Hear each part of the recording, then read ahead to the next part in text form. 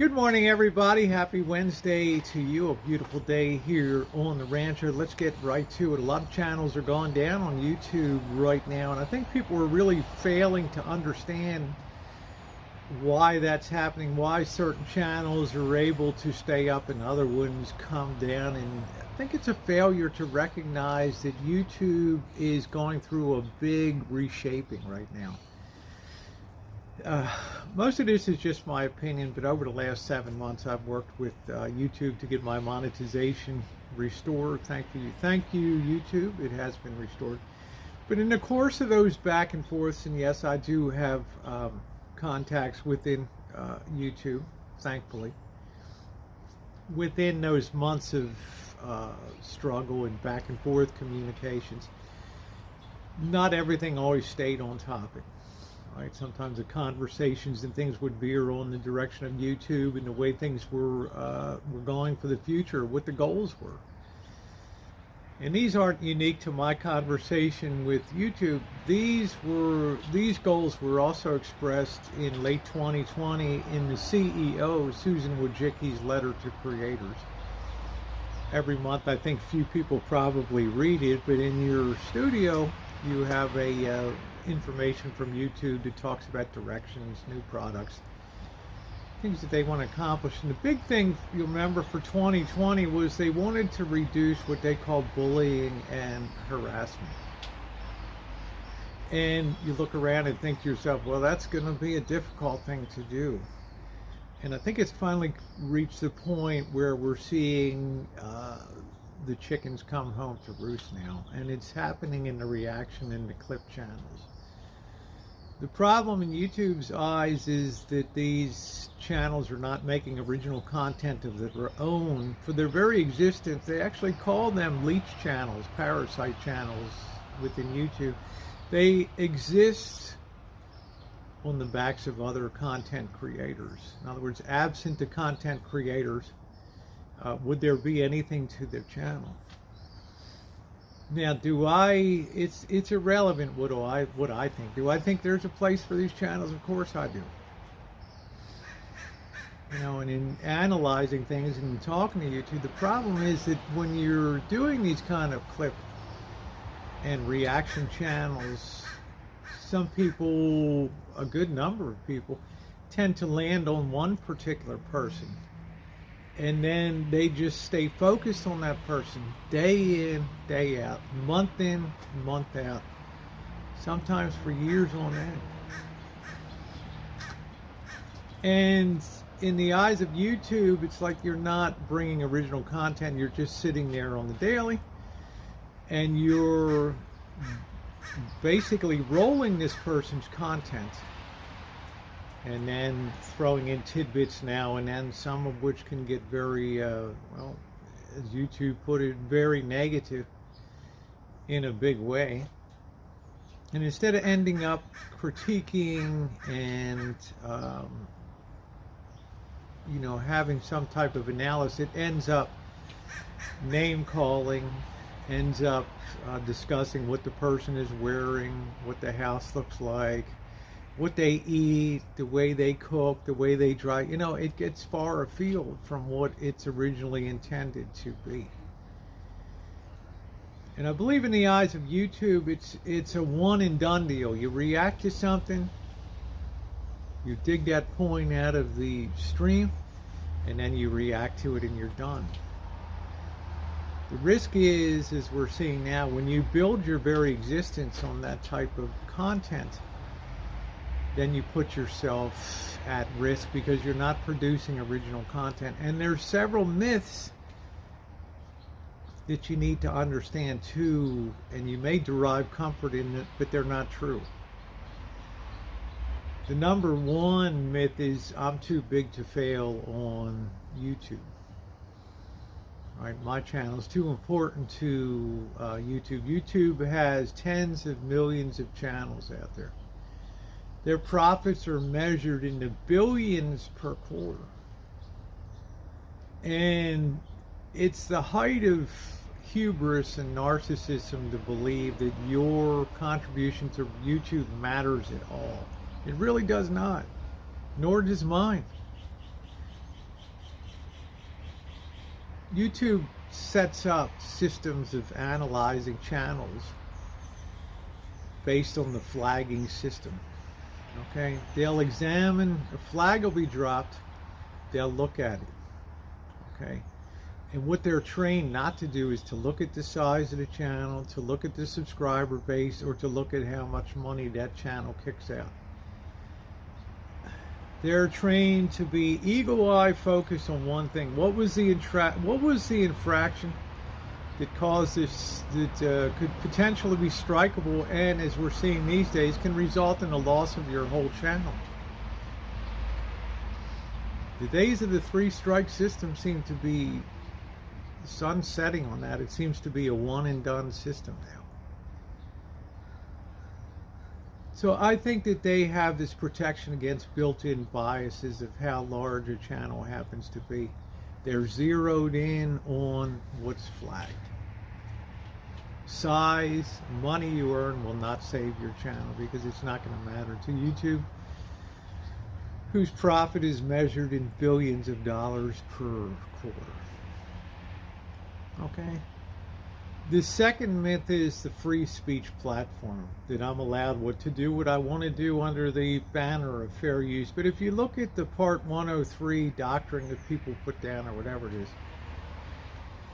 it says on that, you know, evaluation is done partly on the basis of profit being derived, right? If you're making money off of the back of another creator, and you're continuously focusing, and your very existence depends on, you know, critiquing day after day the same person or the same group of people. YouTube considers you're not making original content. You're just riding off the coattails of others. These are just my opinions, but they come from also an understanding in my conversations with YouTube about the direction things are going. So fair use is not what it used to be, because fair use these days is YouTube saying, no, it's not fair use. And now, if you want to fight it, you go to court. You hire the lawyers, you go to court. And YouTube knows that 99.9999999% of people will never see the inside of a courtroom, much less hire a lawyer for things on YouTube. Okay, it just doesn't happen. So it's easier for YouTube to just shut the book on it and be done with it. YouTube wants original content. Now, some people have been like, how can this live stream channel have been taken down when this other channel, you know, does such crazy stuff? The answer you may not agree with.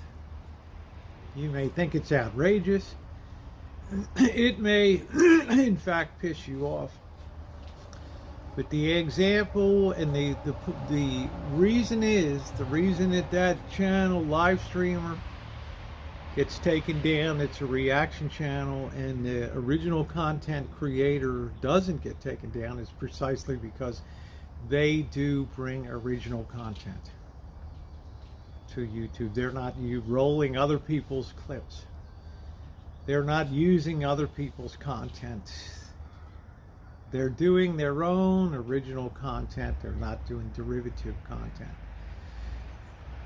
Therefore, I believe a lot of channels are at risk that do that. And I've noticed that some of the channels that are clip channels and reaction channels have started to move towards producing original content now, which is probably a very smart move. A lot of them are discovering, oh man, this is a hard road to hoe, because compared to live streams, which packs them in with popcorn, fills the theater, fills the stadium, it's much harder to do original content that people will actually click on and watch. But I think that that's the nature of YouTube. So you want to know why some, quote, crazy people don't get taken down, and some do? It has to do these days with original content creation. So go ahead, clip, react. You do that at your own peril these days, and we've seen a lot of channels go down, and a lot more channels are going to come down, because This is YouTube, and they think that they're draining the swamp coming up here, especially for the fourth quarter of 2021. The third myth I think you need to be aware of, and this was also put out in a Creator Studio video 6 or 7 months ago. Mass flagging does not affect the decision making of a YouTube reviewer that sits there. They will tell you it doesn't matter if 10,000 flags come in. They take a look at the content.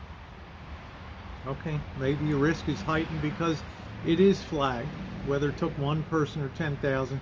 But they look at the content and it either violates YouTube's terms and conditions or not. They're so used to flagging parties and mass flaggings. And YouTube tells you right there within the videos that that means nothing in terms of their analysis. The content either violates YouTube's rules or it doesn't, no matter how many flags are dropped on it. That's another myth that can really get you into trouble on YouTube, is that assumption, and you end up also wasting a lot of time. In closing here this morning, I've had my channel terminated, the original channel terminated 4 times. In my understanding, I'm the only person in the history of YouTube that's ever brought the original channel back each and every time. So it's totally legal, totally compliant to YouTube's rules, terms, and conditions. But let me tell you, it's a brutal path. And it's a path that has to be done precisely, with just the right things being said at the right time, the right words. It's a very, very difficult process to do. But this is 2021 now. My opinion is going to be much harder these days to bring channels back, because look at how easy it is for them to go down now.